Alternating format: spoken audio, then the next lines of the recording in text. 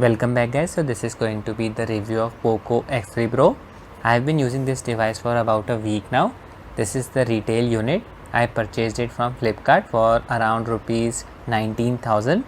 It is roughly around 250 US dollars. I'll start with the unboxing. Before that, let me just quickly go over the specs. This is the Indian variant of Poco X3 Pro and you can see the SAR value here.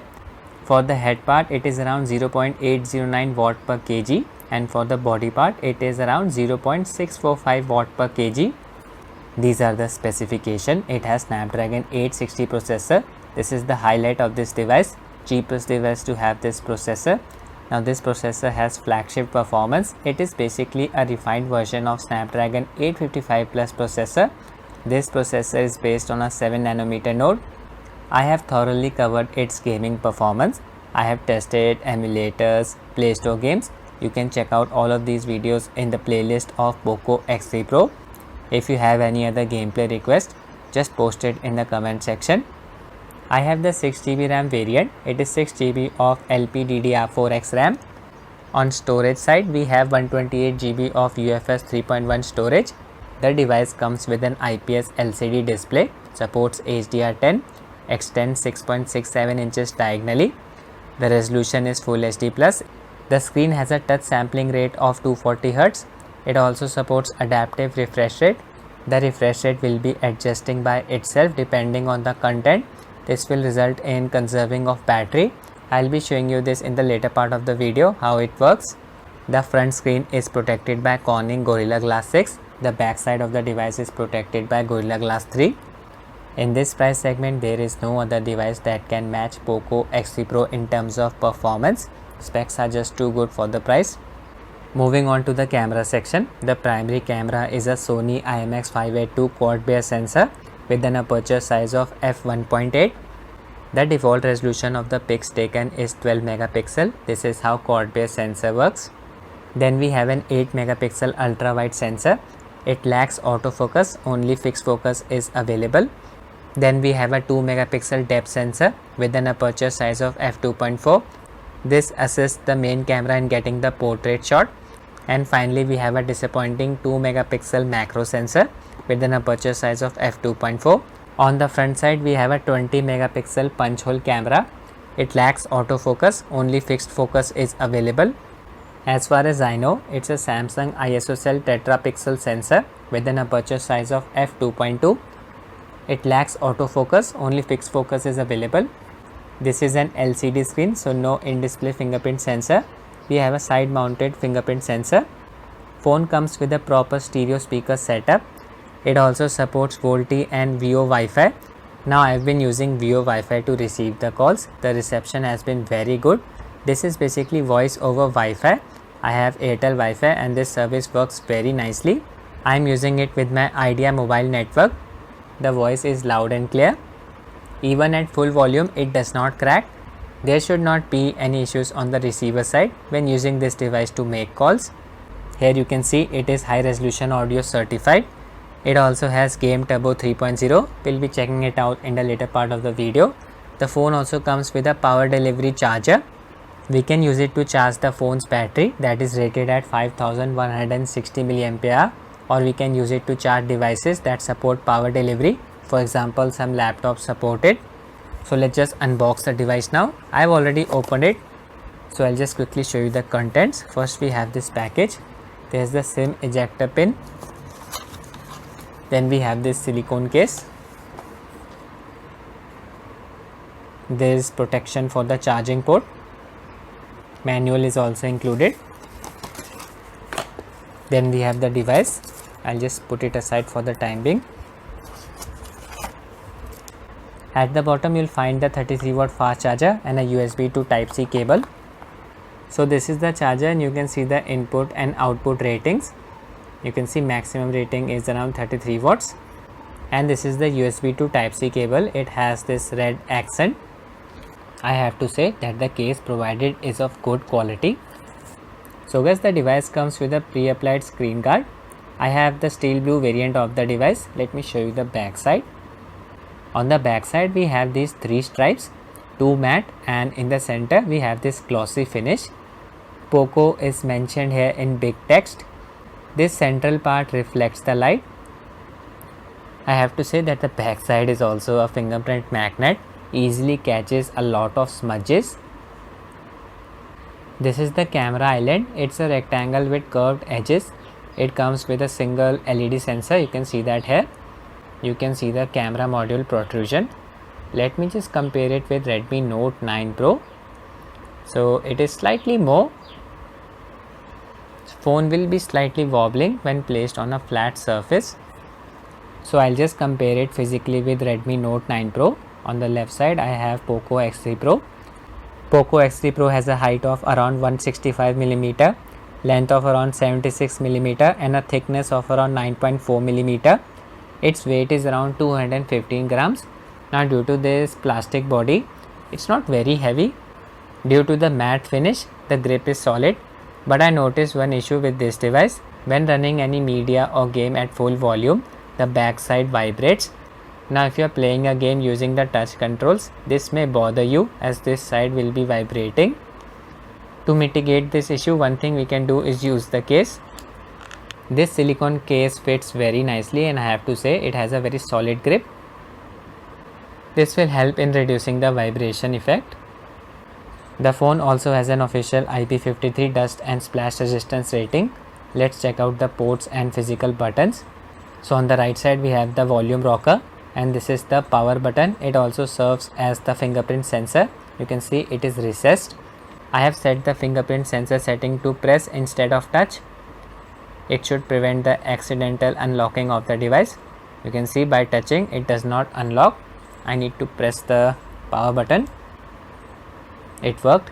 The fingerprint sensor works very nicely. It's very fast. We can also unlock the device using the 2D face camera unlock, but it is not secure. I'll just try it out. You can see it works very fast. At the bottom we have the speaker grill. This is the mic, USB Type-C port. It has USB 2.0 interface. Phone also has 3.5mm jack support. You can see it here. On the left side we have the hybrid SIM card slot. Let me just show you this. Phone does not have 5G. We can add two 4G SIMs here. Instead of the second SIM, I have added a 128GB memory card. Both works very nicely. This is the top side. We have the IR sensor, a mic and a hole through which audio comes out to improve the audio quality of the upper speaker. This is the upper speaker grill. It also houses the white only notification LED. The stereo setup is proper. The amplitude of the audio coming out from the upper and bottom speaker grill is roughly the same. Finally started the phone. By default the phone comes with Poco Launcher. It has the app drawer. Apps can be very easily arranged or customized. Poco Launcher also has support for dark mode.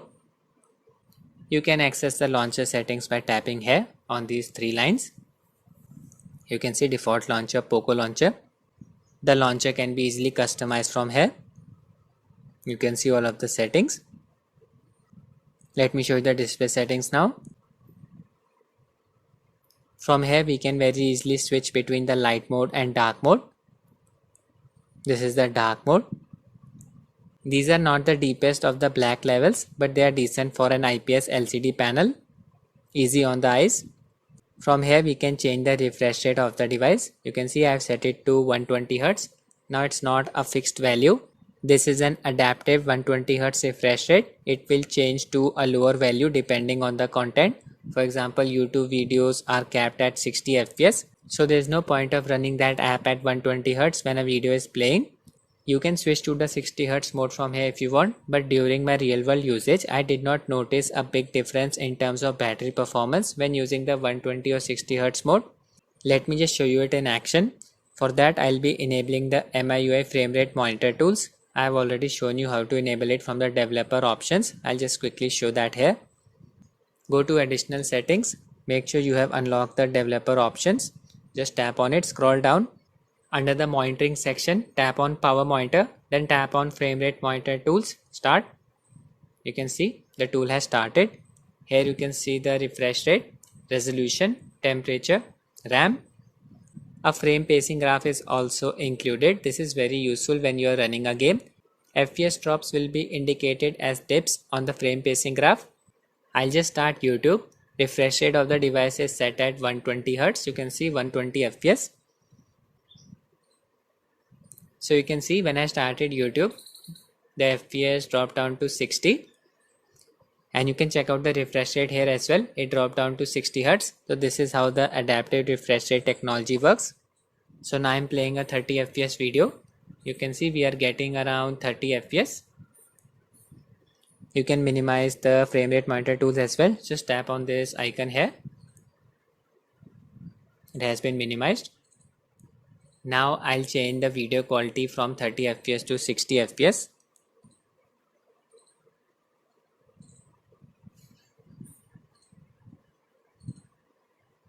So you can see here guys, FPS changed to 60. So this adaptive refresh rate thing works very nicely. That's why I would suggest you to just use the 120 Hz refresh rate instead of the 60 Hz. I'll just close the frame rate monitor tools. Let's go back to the display settings. Back to the display settings. From here we can change the color scheme. You can see by default we have auto. It adjusts the colors based on the current lighting. It works just like Apple's True Tone technology. With this setting I noticed a blue tinge on the screen. You can change it to saturated to enhance the saturation levels of the colors. Then we have this standard setting. If you want the highest color accuracy, then you should be using the standard mode. A yellow tinge has been applied. You can adjust the color temperature from here. For most of the users, auto setting should work nicely. I just stick with the auto setting. It's up to you. I'll just switch to the light mode. Scrolling down to the end, we can access the control center and notification shade setting. From here you can enable or disable these useful settings. Show notification icons, show connection speed, show carrier when device is locked, battery indicator. You can see it is indicating the battery percentage here. Hide not setting is also available here. So these are the three options available. First we have the don't hide option. This is the current option. Then we have the hide without moving status bar. You can see. And the last option is hide and move status bar. This makes it look like the old Poco F1. I'll just stick with the default one, don't hide. Let's check out the full screen display setting. Yeah, from here we can switch to the gesture mode. If you want to use the traditional navigation bar, just tap on buttons here. You can see navigation bar is present here at the bottom. Using gestures is very easy. Let's just learn them. So in order to go to home screen, we need to swipe from the bottom quickly, just like this. Works very nicely. In order to open the recent apps, just need to swipe from the bottom and pause, just like this. You can see all of the apps.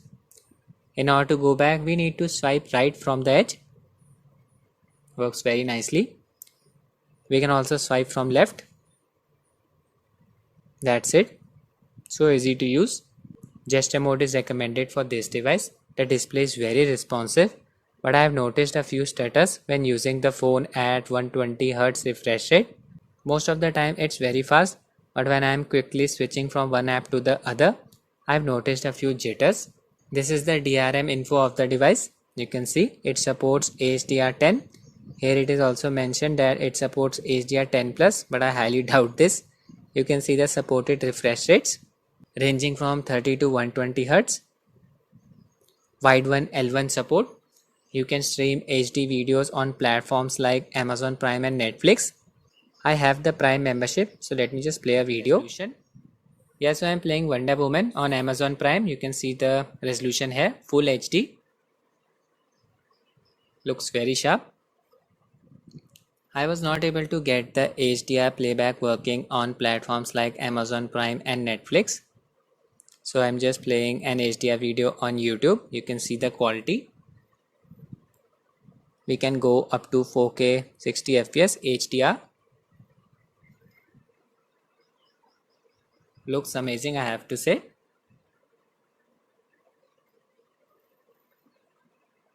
And you can see the download speed.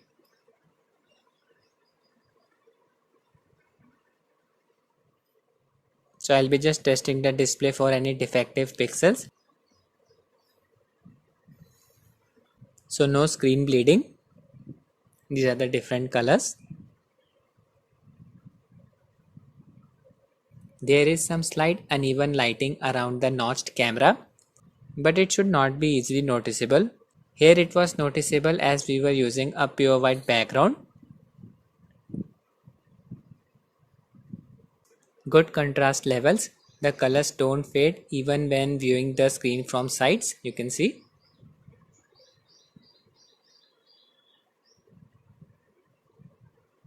Display quality is decent for its price, but the overall brightness level could have been higher. So guys, now I will be measuring the peak and the lowest brightness level of Poco X3 Pro. I'll be comparing its brightness level with the likes of Redmi Note 9 Pro, Mi 10i and ROG Phone 3. I'll be measuring the brightness using the Lux meter. I'm using the display tester app on all of the devices. White background, brightness set to 100%. You can see 100%.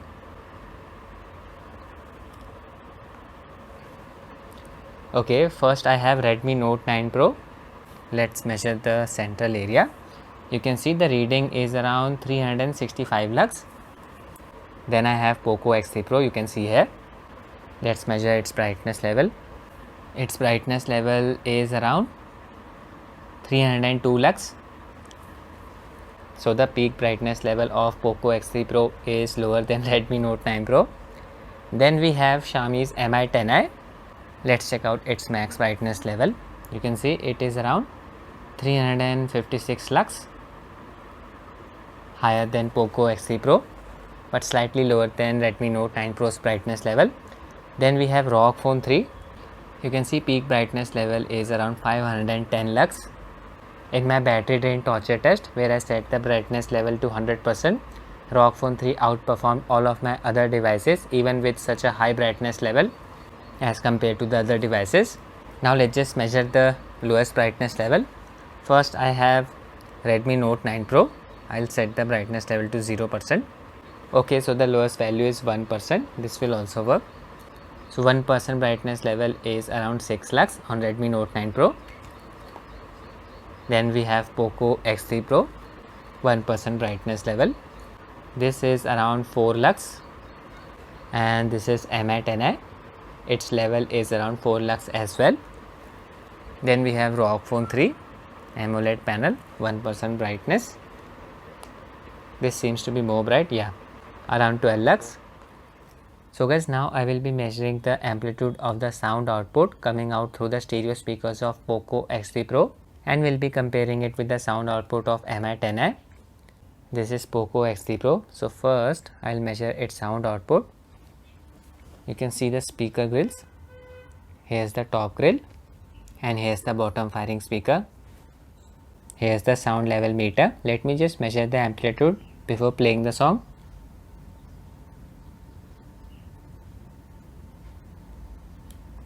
Around 41 dBA. So I'll just start the song. No, I don't wanna waste what's left. And on we'll go through the wastelands, through the highways, till my shadow turns to sun rays. And on we'll go through the wastelands, through the highways, and on we'll go.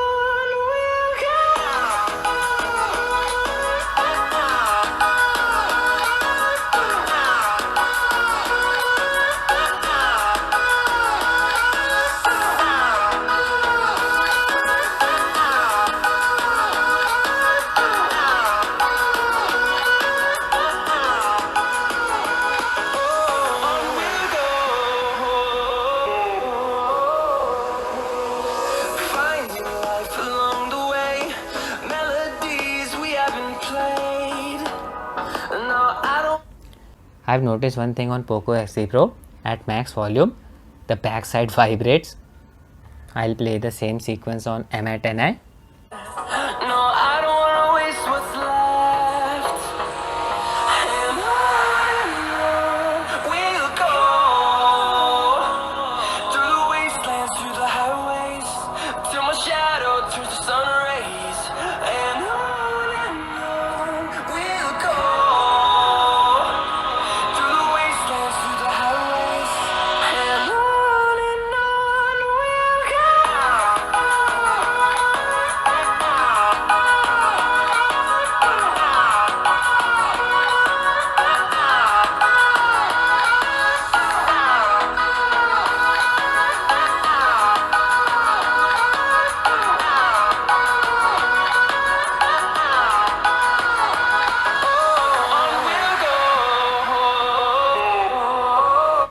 Okay, so in my opinion, the amplitude level was slightly higher on Mi10i.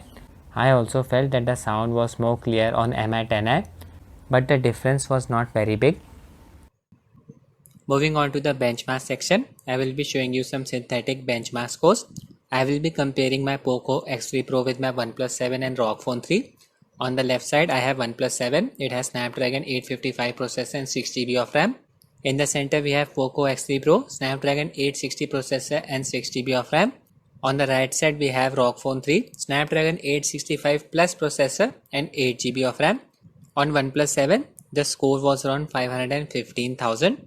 On POCO X3 Pro, the score was higher, around 553,000.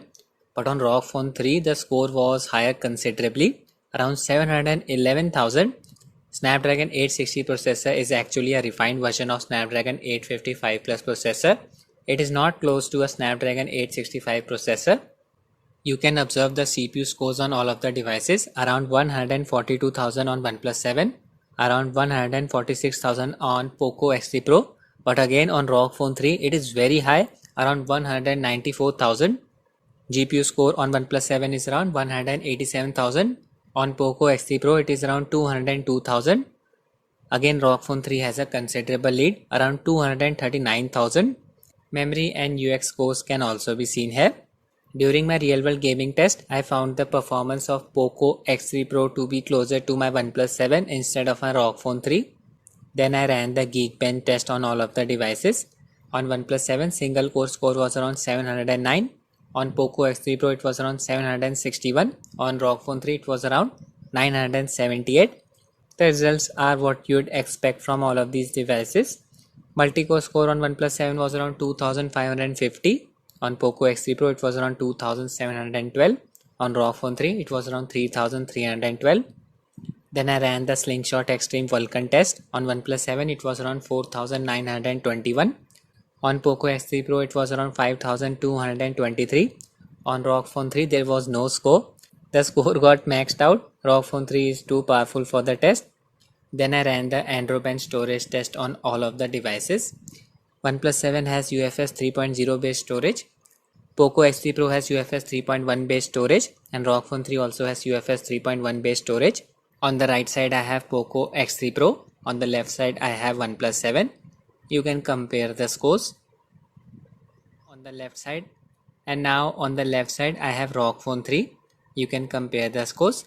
ROG Phone 3 has higher scores.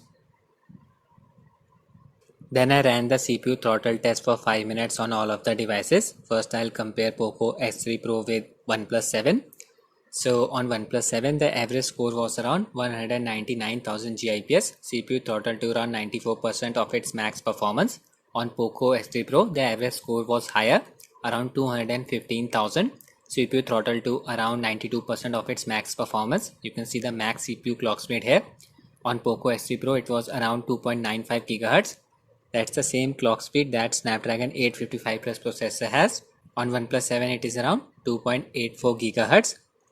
Clock speed of the vanilla Snapdragon 855 processor. Even the maximum and minimum scores were higher on POCO X3 Pro. Now I'll compare POCO X3 Pro with ROG Phone 3. So you can see average score on ROG Phone 3 was higher, as you'd expect from Snapdragon 865 Plus processor. Now I have already done my extreme gaming test on POCO X3 Pro. I continuously played games for around 2.5 hours. Even after 2 hours of gaming, the phone was able to sustain high performance. It was showing some minor signs of throttling, but for most part of the gameplay, high performance was sustained. This makes it a good device for gaming. Even a lot of high-end phones are prone to throttling, especially phones from Samsung. Absolutely. Now moving on to MIUI software. You can see device is running on Android 11. It comes with Android 11 out of the box. It is running on MIUI Global Stable version 12.0.4.0. Android security patch level is for the month of March 2021. In the 128GB ROM variant, out of the box you will be getting around 103GB of free space. This is the baseband and kernel version as well. Some of the viewers asked me for this. By default, the developer options will be hidden. To enable them, just continuously tap here on the MIUI version. It will show you a message here that you are a developer now. For me it's showing no need, you are already a developer. Let me show you the notification shade and quick toggle options. Yeah, you can see here. This is the Indian variant and there is no quick toggle option for NFC. In the global variant there should be an option for toggling NFC. Last toggle is for edit. Just tap on it, we can edit the quick toggles from here. At the bottom we have these extra quick toggle options. We can very easily replace them with the existing quick toggles.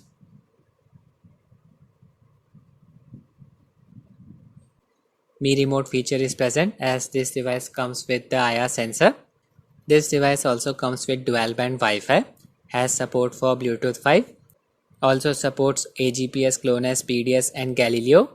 Almost forgot to mention FM radio is also available. You need to connect the earphones in order to get the radio working. Coming on to the bloatware, I did not find a lot of Chinese apps pre-installed on this device. Only a few popular apps were present like Facebook, Xiaomi's own Get Apps. Get Apps is actually useful. It is an alternative to Play Store. Now I have to run the AnTuTu test in order to benchmark the device, and you might be knowing this. Play Store has banned AnTuTu, but I was able to easily download it from Get Apps. Even GeForce Now app is available on Get Apps. I cannot download it from Play Store as GeForce Now is not officially available in my country. Now Get Apps sends a lot of notifications, but we can very easily block the notifications from any app. All we need to do is tap and hold the notification coming from that specific app and then uncheck this setting. Notifications from FM radio service.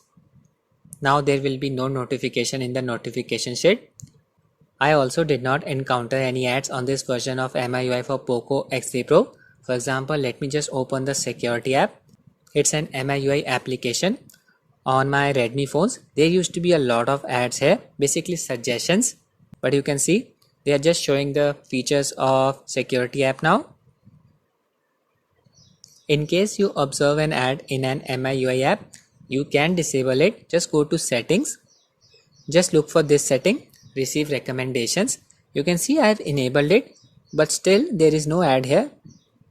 I'll just uncheck it. Now the ad should be removed. You need to do this for every MIUI based app.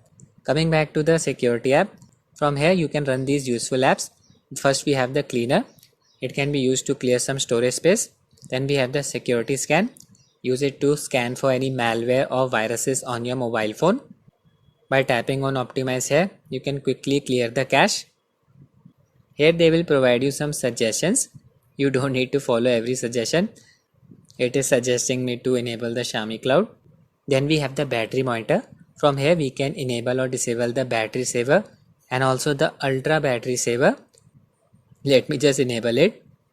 Ultra battery saver restricts most power consuming features and decreases your device's performance in order to leave basic functionality. Example calls, SMS and connecting to network available as long as possible. Very useful feature when we are on a long trip. Here you will be able to see the apps that are consuming a lot of battery. Suggestions are provided to improve the device's battery performance. Scrolling down, you can see the battery consumed by the individual apps. You can see here the display consumed most of the battery, around 530 mAh. This is for a screen on time of around 6 hours. So I played Real Racing 3 for around 18 minutes and battery consumed was around 512 mAh. Actually for most part of this duration I was downloading the game. Here it's showing that for a 3-hour session of Damon PS2 emulator, battery consumed was around 393 mAh. I'm not sure how accurate this reading is, but still you can get an idea which app is consuming the most battery. I did the extreme battery drain test of this device. This device posted a very good result. With heavy usage, 100% brightness, playing games, watching YouTube videos, it should be able to last for around 5 hours. Back to the security app, we can use the boost speed feature to clear the cache, free up some RAM. It will close the apps running in the background. Then we have the manage app setting. We can use it to uninstall the apps. Here it will show you their size as well. Then we have the deep clean feature. From here you can very easily find files on your mobile phone that are consuming most of the storage. You can see all of them are game files. Proper categories are provided. You can see this is the video section. This is the APK section. We can set the app lock for individual apps as well. Dual apps feature is also present. Popular apps like Facebook, WhatsApp supported. Using it, we can create 2 different copies of one app on one mobile device. From the security app, we can also access the second space feature. Now this creates a separate partition on our mobile phone. On the second partition, we can store files and apps. These files and apps created on the second partition. Basically, we can use it to separate and secure our data. It is also useful when we have to give our device to someone else, but we don't want them to access our personal and private files and apps. We can just create a second partition and then hand over the phone to them. Without knowing the unlocking mechanism for the original partition, they cannot access our private and personal files. Then we have the privacy setting. This is very useful. From here we can manage apps that request sensitive permissions. For example, I can check out the apps that have access to my contacts. You can see these are the apps that have access to my contacts. Now for example, I want to block Fortnite. Just tap on it and deny the permission. So from here you can easily limit the control of any application over your mobile phone. Lastly, we have Game Turbo 3.0. Just tap on the Game Turbo icon here. This is the interface. Here you can see the apps that has been added to Game Turbo mode. All of my games have been added here. I even add the benchmarking applications to GameSpeed Turbo mode. In case any app is not added to it by default, just tap on the plus icon here. From here you can remove the apps as well. Just need to uncheck this option. But if I want to add any app, just need to enable this setting. Now Display Tester is added to GameSpeed Turbo mode. You can see the app has been added. If you tap on open here, the app will start. You can see the CPU and GPU usage here. In order to access GameSpeed Turbo mode settings, just tap on this icon here. These are the settings. I'm using the default settings. Performance has been good with these settings. You can see this is the performance mode. Wi-Fi optimization, reduce Wi-Fi network delay. Optimize touch controls, increase touch response and sensitivity. Enhanced audio and reduce ambient noise in conversations. Performance optimization setting is enabled. We have these additional settings as well. You can configure these settings for individual apps. For example, I'll configure the settings for Real Racing 3. I can increase the touch response rate, sensitivity to repeated taps. We also have this touch resistant area. The size of the touch resistant areas on the bottom left and right corners can be adjusted. You can see by default size has been set to medium, small size none, no touch resistant areas now, and this is the last size. I'll just set it to medium. And in the end we have the enhanced visual setting, increase contrast and enhance details for games. I generally don't use it, but you can use it if you want. Moderate, strong, extreme, it's up to you. MIUI also comes with a screen recorder. Let me just show you that. There's the screen recorder setting. Just tap and hold it. Here it has opened. Tap on the settings cog here. You can see the resolutions available from 480p to Full HD plus resolution. Video quality bitrate, it can go up to 100 Mbps. And this is the sound source setting, mute, mic and system sounds. If you want to do a commentary and record the system sounds as well, select the mic setting. With system sound setting enabled, only the game audio will be recorded. I've enabled the fixed frame rate setting. Max frame rate is 60 fps. So let me just show you the GameSpeed Turbo mode in action. I'll be also showing you how to start the screen recording feature. Alright, so I started Real Racing 3. To enable the GameSpeed Turbo mode interface, just swipe from the upper left corner. You can see the interface has been opened. Here you can see the GPU and CPU usage. FPS counter is also displayed here. Now this game supports high refresh rate, but on POCO X3 Pro FPS was capped at 60.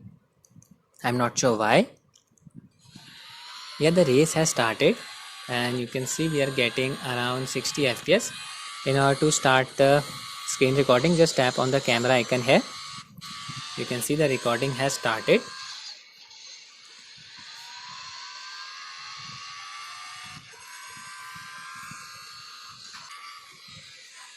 Gyro based steering.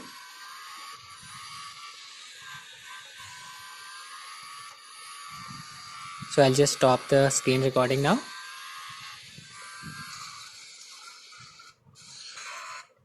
Let me just play the clip.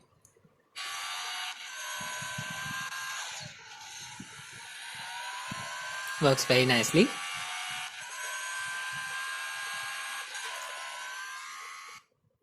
Moving on to the haptics, the motor vibration seems to be well balanced.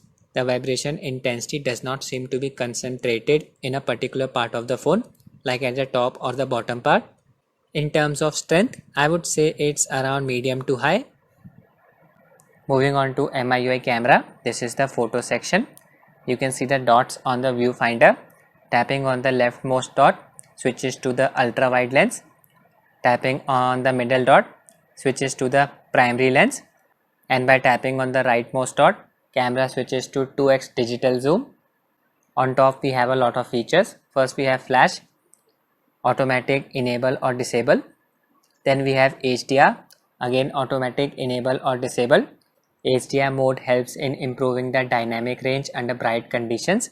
Then we have the toggle for AI mode. AI mode helps in detecting the objects and scenery that we are trying to capture. It helps in the image processing. Phones that have only one camera uses the AI mode to enable that bokeh effect, but POCO X3 Pro has a dedicated 2 megapixel depth sensor. Then we have the beautify mode. You can see the different filters here. A lot of filters. This is the beautify setting, skin smoothing effect. Different modes are present here: body, legs, head, slender, shoulders. Then we have the Google Lens setting. It has been integrated in MIUI camera. Lastly, we have the settings. We can set the timer for the picture from here: 3-second time, 5-second time, 10-second time. I just set it to 3 seconds. Let's take the picture. 3, 2, 1. Works very nicely. From here we can switch to the macro lens. And let me just show you the settings. Watermark can be enabled or disabled from here. You can also set a custom watermark. Picture quality can be adjusted from here. You can assign features to volume buttons.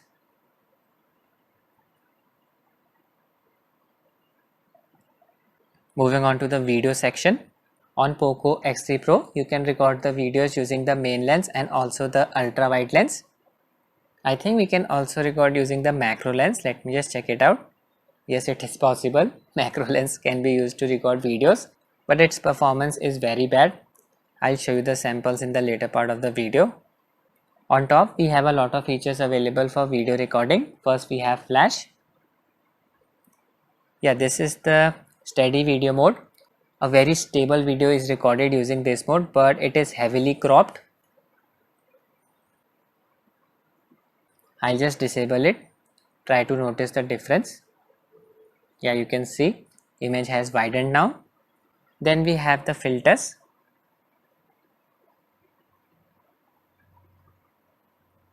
This is the beautify mode. Smoothing effect is applied. This is the bokeh effect. And let me show you the settings. So if you want to record in 60 fps mode, it can be done by setting the resolution to full HD. You cannot record videos in 4K resolution 60 fps mode. 4K recording is limited to 30 fps. We also have the movie frame mode. We have this frame now. And these are the settings. From here you can select the video encoder H.264 or H.265. You can assign features to the volume buttons, shutter, zoom, volume. For the ultra wide lens, video recording is limited to full HD 30 fps mode. We can access the portrait mode from the interface. Just tap on portrait here. AI mode is available. You can see the cinematic effects, and this is the beautify mode. Filters are also available. Then we have the pro mode. Using the pro mode, we can adjust the individual settings like white balance, focus, ISO, and you can see the other settings here. From here we can easily switch among the different lenses. Just tap on lens here. You can see wide lens, ultra wide lens, macro lens. To access the full 48 megapixel mode, just tap on 48 here. 48 megapixel ultra HD mode is on. Also just wanted to let you know, if you use an external mic to record videos, it will be detected by MIUI camera. You don't need to rely on any third party apps like Open Camera to use an external mic with POCO X3 Pro. Lastly, we have the more settings. From here you can access the night mode. You can also switch to the 48 megapixel mode from here. Short video mode can also be accessed from here. Panorama mode is also here if you want to stitch multiple images. If you are recording in 4K 30 fps mode, the video will be limited to 8 minutes. After 8 minutes the video will end. You need to manually restart the video. We also have this dual video feature. Using this we can record the video using both of the front camera and the back camera. You can see works very nicely. Slow motion video recording mode can be accessed from here as well. So that's it with the features. So now I'll be showing you some samples. First I'll start with camera photos. I'll be comparing the pictures taken using this phone with pictures taken using Mi10i. Using the standard photo mode, the photos are taken in 12 megapixel mode. Under normal lighting conditions, I was impressed by the photo quality. The noise level was extremely low, I have to say. The dynamic range was decent, not the best. Colors were mostly accurate. Upon zooming in further, I can see the smearing effect taking place. A lot of details are lost. But I'll be honest, if you're using this device to take pictures that you want to post on social networking sites, this device won't disappoint you. I took the same shot using Mi10i, and just by viewing the image on my phones, I was not able to make out any difference. But when I observed the images on my PC, upon zooming in to a certain level, I found the image taken by Mi10i to be slightly more clean.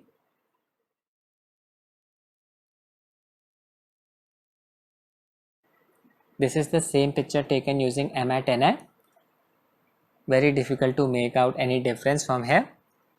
You can see upon further zooming in, smearing effect takes place, but clarity is slightly better on Mi10i.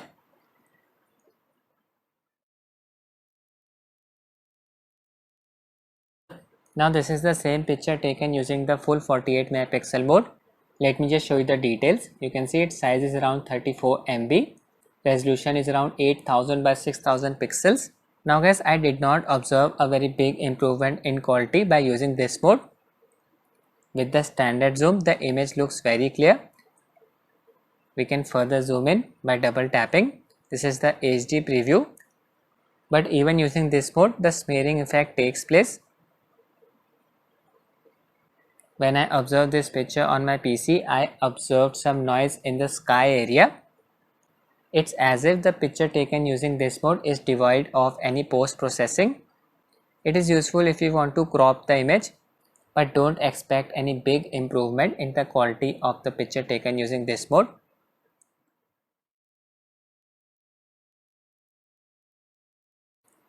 This is the picture taken using the 8 megapixel ultra wide sensor. Now I was not expecting much from this lens, but it did a decent job. The colors were accurate, the image did not come out to be dim, but don't expect much after zooming in. It will easily lose details. You can see.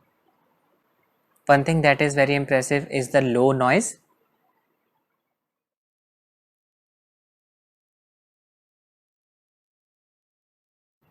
This is the same picture taken using the ultra wide sensor of Mi10i.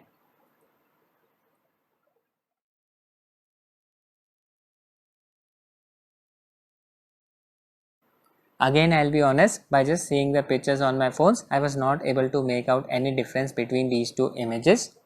This is a picture taken under low light conditions using the night mode. Don't expect much from this mode. The night mode helped in reducing the noise, but a lot of details were lost. Using this mode, we were able to capture the light source properly. It was not overexposed.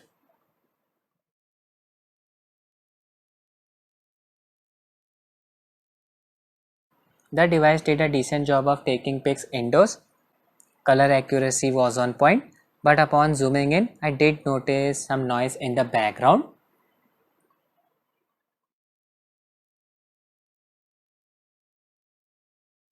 This is the picture taken using portrait mode. Did not notice any smearing of ears or hair. Noise was kept to a low level.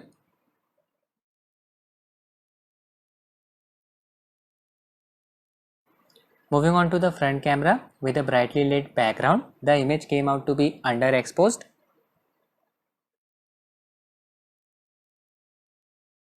With ample lighting condition, the image came out to be very detailed. Now the front camera lacks autofocus, but the camera was able to focus the subject quickly even when I was moving the phone within my arm's range.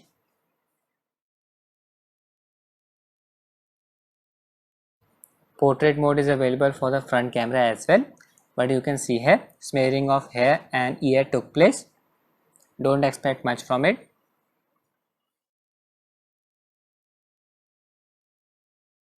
Then we have the 2 megapixel macro sensor. It was very difficult to take a proper picture using this lens. Its focus is fixed at 4 cm.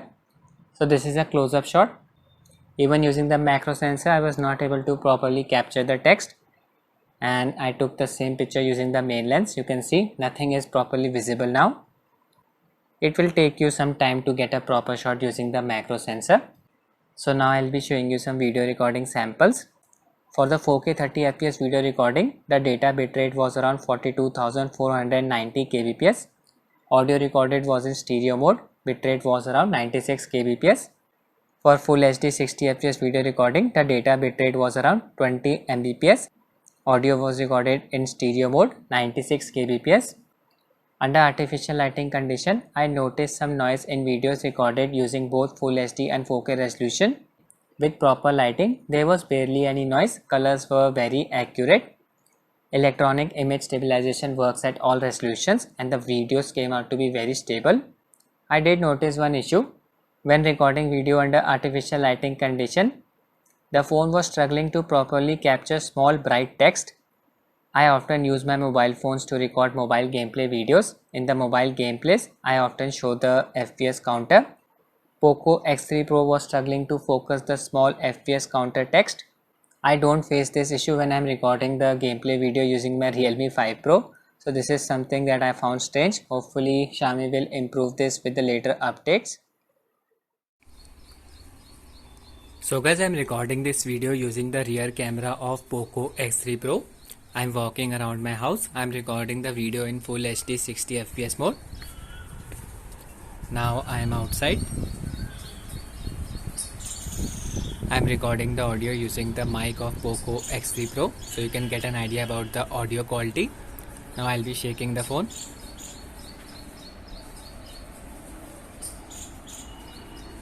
It's very stable. So guys, I'm recording this video using the rear camera of Poco X3 Pro. I'm recording this video in 4K 30fps mode. There is no option to record the video in 4K 60fps mode.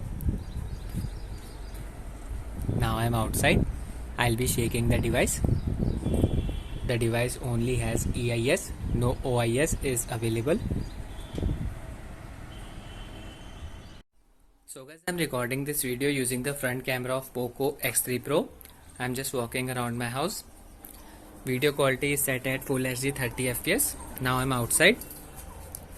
It is struggling to capture my face properly due to the bright background. In the end guys, I would say it's a very well balanced device. Its appeal is not to just performance enthusiasts. In this price segment, there is no other device that can match its performance. I was not disappointed by its camera performance as well. Battery life is also very good and we get a fast charger inside the box. Headphone jack support is always welcome. You can also add a memory card. I believe Xiaomi hit the home run with this device and I am expecting this device to sell well. From my side, this device is definitely recommended if you are looking for a phone that is priced under rupees 20,000 or 250 US dollars and performance is your priority. So guys, I'll end the video here. I hope you found it useful. Thanks for watching and have a nice day.